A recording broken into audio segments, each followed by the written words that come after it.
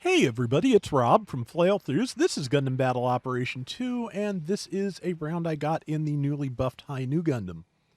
They upped the damage on most of its weapons and also gave it an aerial melee attack, but to be honest, I don't think its aerial melee uh, animation, its downswing animation, is particularly conducive to aerial attacks. I'm not good at those, so that may just be me. Somebody who's better at using those may have a much better time of it than I do. But I knew it was not bad. I was going to try and get around with the bazooka, but I ultimately decided the beam rifle just because I work better with beam rifles. So the bazooka does give you one extra skill. It gives you like an evade that also reloads your bazooka one time per life.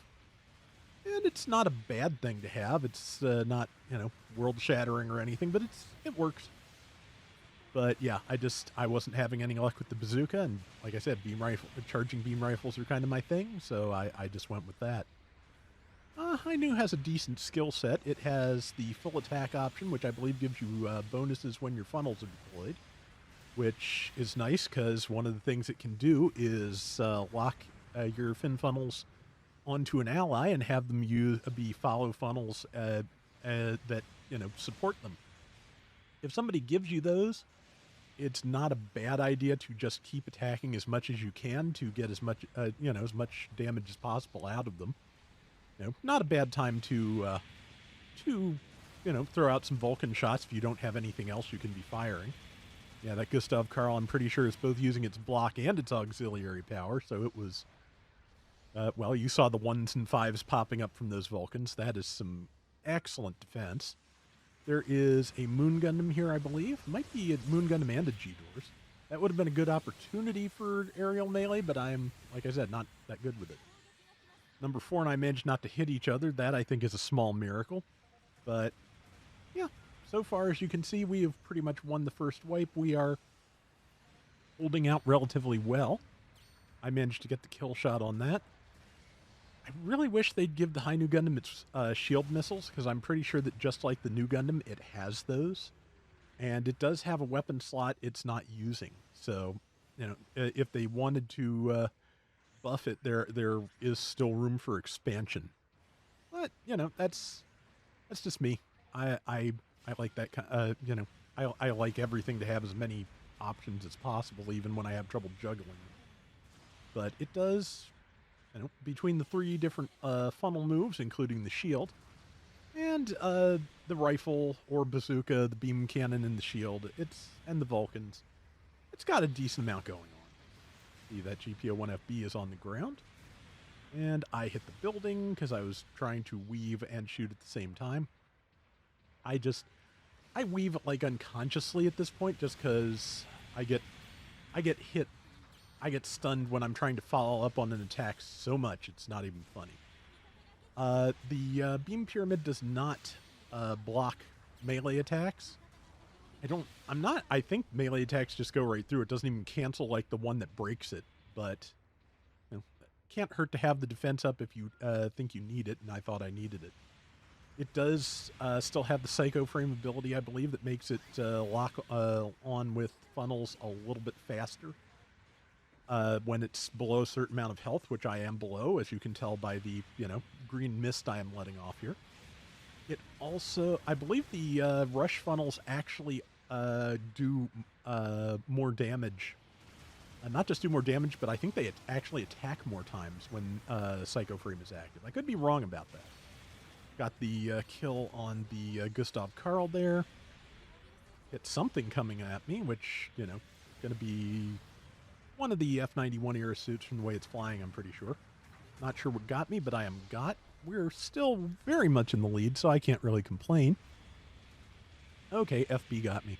That's a really good rifle, that long-range thing. I do like using it. Let's see.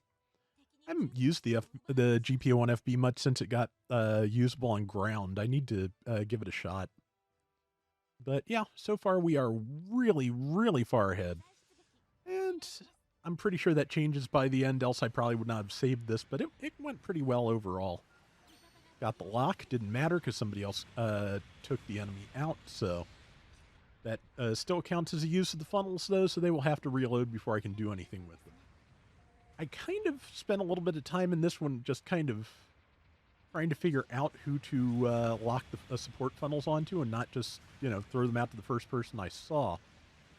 I wanted, in this case, I didn't want to give them to number 4 because number 4 is, teetering on the brink of death there. So yeah, 3 has the most hit points of any of us, and they're a Dagdoll, a support. So yeah, that's a pretty good target to have some extra firepower. I think the funnels, the support funnels, might have been what took out that Gustav Karl, but I'm not 100% sure. But yeah, we are. Man, I forgot how one-sided this was for most of it. As you can see, the enemy team is kind of filtering in one by one a lot of the time. They are not coordinating super well. As I recall, they get it together by the end of the round, so we'll see how that works. Yeah, someone said tighten our defenses. That's not bad advice considering. We could just be reckless, but we don't want to give them too much of a chance to catch up here. Landed the beam shot, or the shield shot, got out of the way of something. And yeah, I'm still not sure what it is I'm actually shooting there. Might be an F90? Hard to say. Backpack. Oh, the backpack. I think it's probably Bergagiros by the backpack. But I could be wrong. Could be. There's a couple other things it could be. So. But okay, yep, Gustav Karl again. That thing is hardy. I haven't taken it out since it got auxiliary power. I need to try that again because it looks like it's really pretty good. Okay, yeah, I never noticed that. When the auxiliary power is defending it from damage, your reticle actually says protect as opposed to resist. That's interesting. So, or maybe that's what the guard mode does. But I thought it was just saying resist for some of the guard mode, some of the guard mode blocks too. So I'm not sure. But yeah, as you can see, they got the bomb, which is going to bring them a little bit closer into range. So 14K to 10K is, a little bit less, really one-sided. And yeah, they are also making up some points via blowing me up, which I managed to spend a decent amount of this round not being dead. So, I often take a lot of deaths playing High Nu. I don't know why. Just something about it.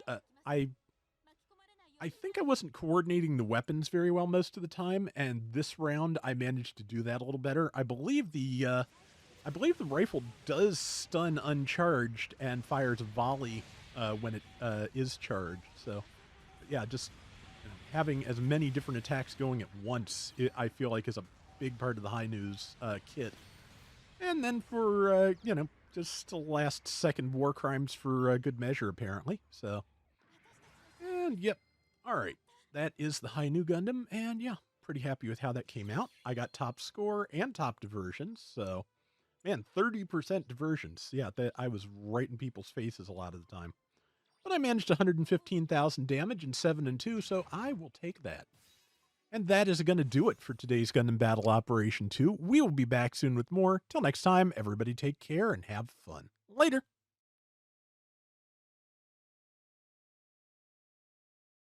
Okay, yeah, so they gave it aerial melee system level 2. I believe level 2 is the one where the damage actually goes up instead of down when you use the aerial melee attack.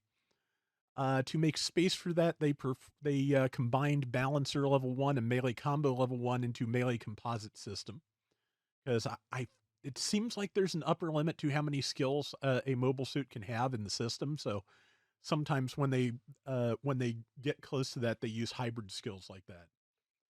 The Head Vulcans got their range increased from 200 meters to 250.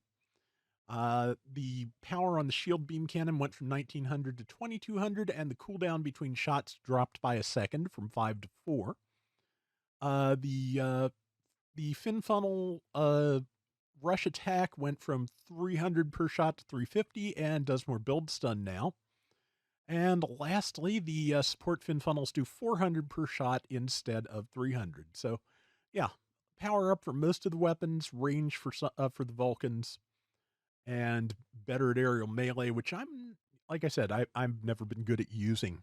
But yeah, it had a win rate before the buffs of 48.4%. Average for generals at 700 is 50.4, so not hugely off, but still, lost more often than not.